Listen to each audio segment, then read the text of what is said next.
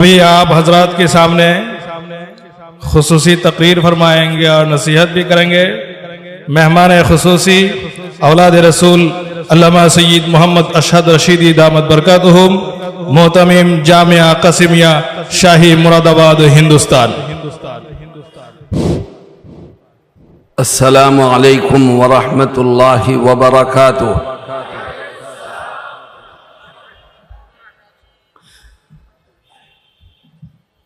الحمد للہ رب العالمین والصلاة والسلام على سیدنا محمد وعلى آلہ وصحبہ اجمعین،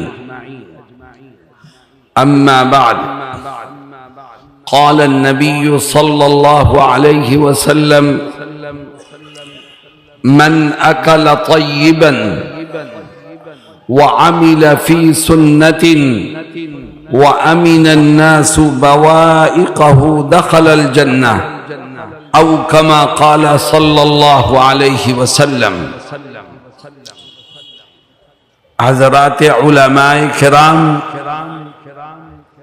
معزز حاضرین اور نوجوان ساتھیوں، اللہ رب العزت کا یہ فضل و کرم اور اس کا احسان ہے کہ اس نے ہم کو اور آپ کو ایمان کی دولت سے مالا مال فرمایا۔ اللہ کا شکر ادا کرو اور دعا کرو کہ اللہ ہمیں ایمان پر زندہ رہنے کی توفیق دے اور ایمان پر ہی موت نصیب فرمائے۔ میرے دوستوں اور ساتھیوں، ہم میں سے ہر ایک کو ایک دن مرنا ہے، دنیا سے جانا ہے، ایک دن ختم ہو جانا ہے۔ سوال یہ پیدا ہوتا ہے کہ جو انسان مرتا ہے وہ کہاں جاتا ہے؟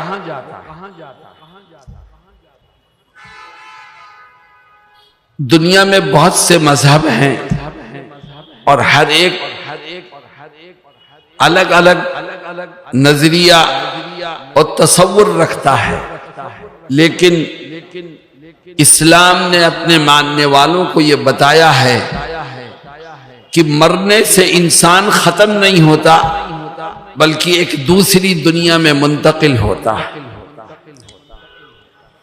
اور اس دوسری دنیا میں دو ٹھکانے ہیں، ایک جنت ہے، دوسرا جہنم ہے۔ اور عجیب بات یہ ہے کہ جتنے ہم لوگ یہاں بیٹھے ہیں یا جتنے مانش دنیا میں ہیں، ہر ایک کی دو سیٹیں ہیں اللہ کے ہاں، ہر ایک آدمی کی، ایک جنت میں ہے، ایک جہنم میں۔ اللہ رب العزت نے دونوں جگہ ہر انسان کی سیٹ رکھی ہے، اور پھر انسان کو یہ اختیار دیا ہے کہ ان میں سے جون سی سیٹ چاہو کینسل کرا دو اور جون سی سیٹ چاہو کنفرم کرا دو۔ ہماری ایک سیٹ جنت میں بھی ہے، ایک جہنم میں بھی۔ آؤ ہم دعا کریں کہ اللہ ہماری جنت والی سیٹ کو کنفرم کر دے اور جہنم والی سیٹ کو کینسل کرے۔ لیکن میرے دوستوں اور ساتھیوں، جنت والی سیٹ اگر کنفرم کرانا چاہتے ہو تو یہ کام صرف دعاؤں سے نہیں ہوگا، صرف خواہشات سے نہیں ہوگا، صرف چاہنے سے نہیں ہوگا، بلکہ اس کے لیے دنیا کی اس زندگی میں کچھ کام کرنے پڑیں گے۔ مجھے بتاؤ کہ وہ کام کرنے کے لیے تیار ہو؟ کتنے کام کرنے پڑیں گے؟ کیا کام کرنے پڑیں گے؟ بہت لمبی فہرست نہیں ہے، صرف 3 کام ہیں، صرف 3 کام۔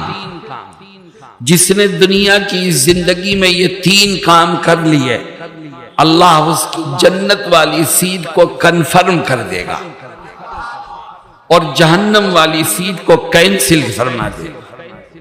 وہ تین کام کیا ہیں میں ایک ایک کر کے بیان کروں گا، مگر میری ایک شرط ہے، اور وہ شرط یہ ہے کہ اس بات کا عہد کرو کہ ہم ان تینوں کاموں کو سن کر کے ان پر عمل کریں۔ میرے دوستوں وہ تین کام ہیں کیا؟ نماز، روزہ، حج، زکوٰۃ، اس کا تذکرہ نہیں ہے۔ کیوں؟ نماز پڑھنا تو فرض ہے، رمضان کے روزے رکھنا بھی فرض ہے، مالدار پر حج کرنا، زکوٰۃ دینا فرض ہے، وہ کام کرنا لازم اور ضروری ہے، ان کا تذکرہ نہیں ہے۔ اگر تم چاہتے ہو کہ خدا جنت والی سیٹ کو کنفرم کر دے اور جہنم والی سیٹ کو کینسل کر دے تو نماز، روزہ، حج، زکوٰۃ کے ساتھ ساتھ تین کام اور کرو۔ اگر یہ تین کام کرو گے تو ان کی برکت سے نماز، روزہ، حج، زکوٰۃ قبول ہوگی، ورنہ نہیں قبول ہوگی۔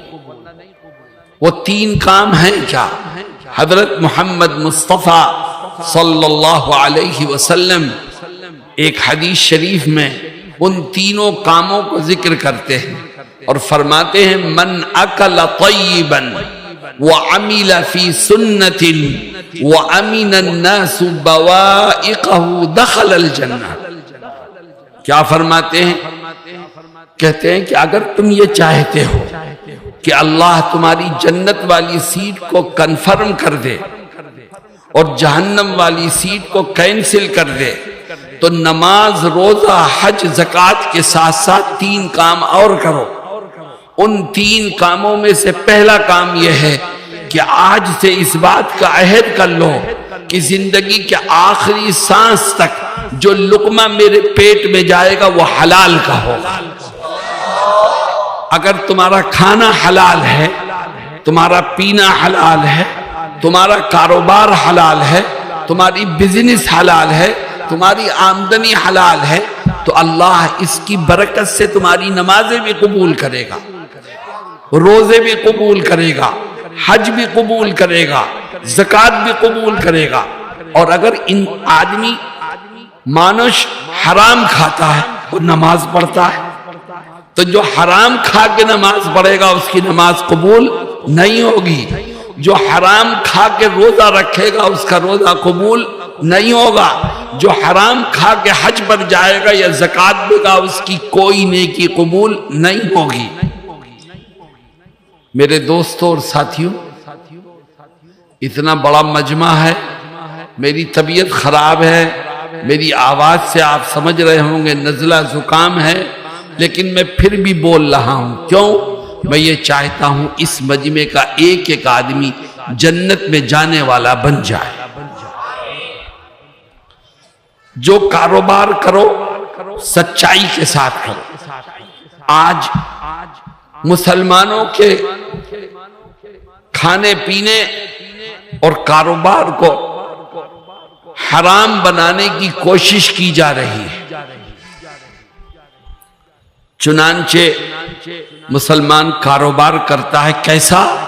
سودی کاروبار کرتا ہے، سود لینا بھی حرام، سود دینا بھی حرام، سودی کاروبار بھی حرام۔ یاد رکھو تم نے 5 حج کر لیے، ہر سال روزے رکھے، عمرے پر گئے، صدقہ خیرات کی، لیکن تم نے اپنے کاروبار میں سود ملا کر کے اس کو حرام کر دیا تو اللہ کے ہاں کوئی نیکی قبولیت کے درجے کو نہیں پہنچے۔ جناب رسول اللہ صلی اللہ علیہ وسلم یہی فرماتے ہیں کہ اکل طیبا، رزق حلال کھاؤ تو اللہ جنت والی سیٹ کو کنفرم کر دے گا اور جہنم والی سیٹ کو کینسل فرما دے گا۔ میرے دوستو بتاؤ اس کے لیے تیار ہو؟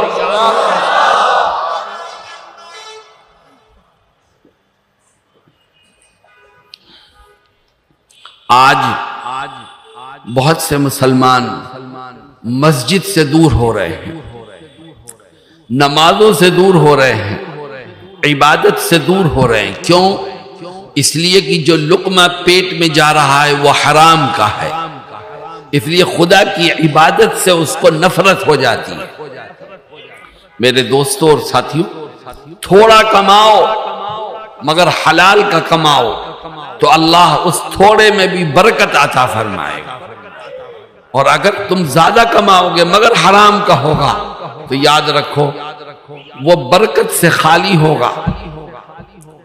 میں ہندوستان میں ایک جگہ بیان کر رہا تھا اور میں نے کہا کہ تھوڑا کماؤ حلال کا تو خدا اس میں برکت دے گا. تو ایک ساتھی نے مجھ سے پوچھا کہ مولانا آپ یہ کہتے ہیں کہ رزق حلال میں برکت ہوگی، تو کیا مطلب؟ میں 1000 ٹکا حلال کا کما کے لایا، میں اپنے رات میں اس کو اپنے تکیے کے نیچے رکھوں گا تو برکت ہوگی؟ کیا مطلب صبح کو وہ یہ 1100 بن جائے گا کیا؟ برکت کا کیا مطلب؟ یہ 1200 ہو جائے گا کیا؟ تو میں نے اس کو سمجھایا اور میں نے کہا نہیں، 1000 ٹکا صبح کو تو نکالے گا تو وہ 1000 رہے گا، لیکن برکت کا مطلب یہ ہے کہ یہ رزق حلال ہے، اللہ اس تھوڑے سے پیسے میں غیب سے تیری تمام ضرورتوں کو پورا فرما دے گا. رزق حلال ہے یہ، اس کی برکت سے اللہ تجھے بیماریوں سے بچائے گا، چوروں سے بچائے گا، کوٹ کے چکر سے بچائے گا. اللہ تھوڑے سے پیسے میں تیری تمام ضرورتوں کو پورا فرما دے گا. میرے دوستوں اور ساتھیوں، آؤ ہم بھی عہد کریں کہ انشاءاللہ جو بھی کمائیں گے حلال کا کمائیں گے، ایمانداری سے کمائیں گے، سود کی لعنت سے بچتے ہوئے کمائیں گے. اور دیکھو میری ایک بات سنو، تم نے سود لیا، تم نے جھوٹ بولا، تم نے بے ایمانی کی دولت کو کمانے کے لیے، تو ایک بات ذہن میں رکھو کہ دولت اور روپیہ پیسہ ٹکا انسان کو اتنا ہی ملتا ہے جتنا اس کی تقدیر میں لکھا ہوا ہے. جتنا تقدیر میں لکھا ہے اتنا ہی ملے گا. اب ہمیں اختیار ہے، چاہے ہم حلال طریقے سے لے لیں چاہے حرام طریقے سے، پر جتنا تقدیر میں لکھا ہے اس سے ایک ذرہ بھی ہمیں زائد نہیں مل سکتا. نہ ہم زائد کما سکتے ہیں، نہ کوئی ہماری تقدیر کا ایک لقمہ ہم سے چھین سکتا ہے.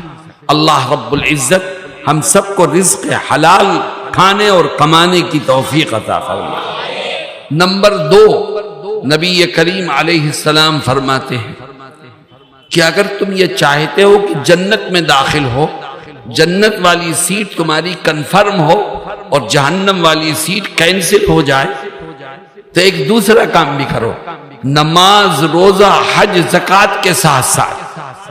اے آقا وہ دوسرا کام کیا ہے؟